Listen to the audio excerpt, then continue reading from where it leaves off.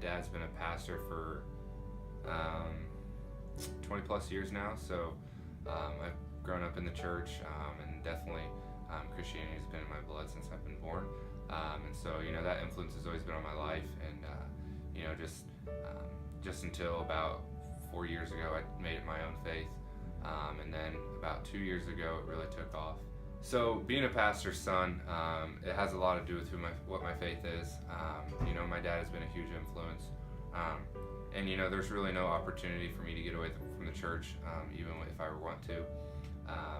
My brother Joel Haler, he's 22 now.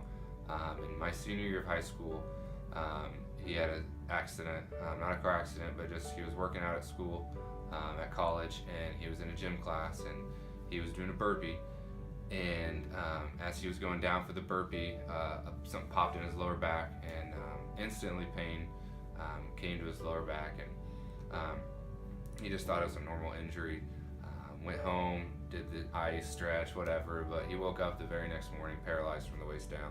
Lifeline him here to Indianapolis to get him figured out.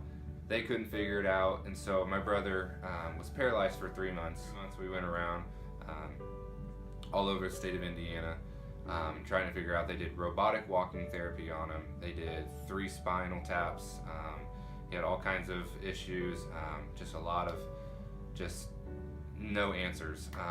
The Indianapolis hospital has offered to fly us out to Houston, Texas to do further things. They couldn't figure out what was going on. And then finally, being the church that we're involved with at my in Newcastle, we kind of just branched out, and the city of Newcastle was praying for my brother. A lot of people in the state of Indiana were praying. We had people email us from Switzerland saying they're praying for my brother Joel. So there was a lot of people praying for my brother at this time. We had to trust God no matter what, even if he wasn't going to walk again. I mean, God works for his good in all things no matter what. And so we believe that as a family and as a community. And in Joel's dream, he was the only one in the field house, and he sprinted through the paper and jumped through the paper, but on the paper was written J23 in red letters. And so instantly my dad and my brother, with those letters going through in numbers, they went to Joshua 23, verse 23, anything in the Bible related to J23, they did. They searched, they dug, they did everything that they could to find answers, because we wanted answers. It's been 3 months. Nothing. After church, this little boy came up to my brother and said, Joel, you're going to walk on a Thursday.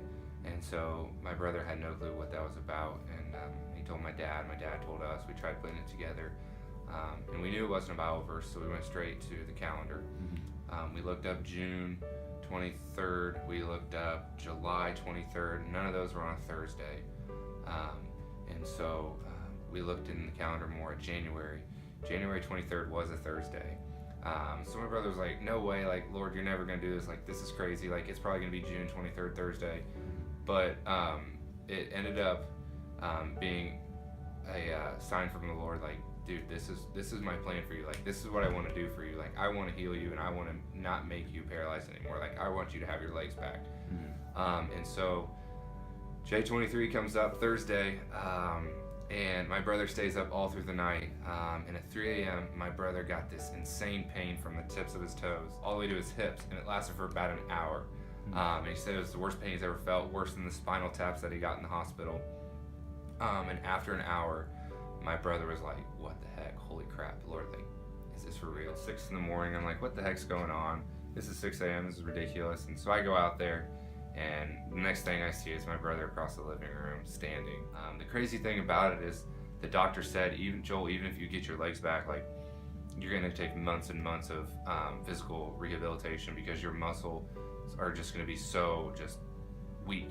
My brother's testimony is also my testimony, because that is where I took my faith from here, and I completely just jumped up and just took a huge leap of faith because of what my brother went through, because God performed an absolute miracle on my brother. Waking up every morning is a blessing, and I realize that, and I accept that, and literally the first thing I do in the morning is, Lord, thank you for another day. Let me live my life like you would live today. And then before I lay my head to sleep, it's thank you, Lord, for a great day. And I would say God is right there. Though you can't see him, he is smack in the middle of everything. There is a plan for all good, all bad. God has a plan for it. I think if it's a bad situation, there will be good coming out of it eventually. It might not be the next day, or might not be that month or that year, but eventually something good will come out of it.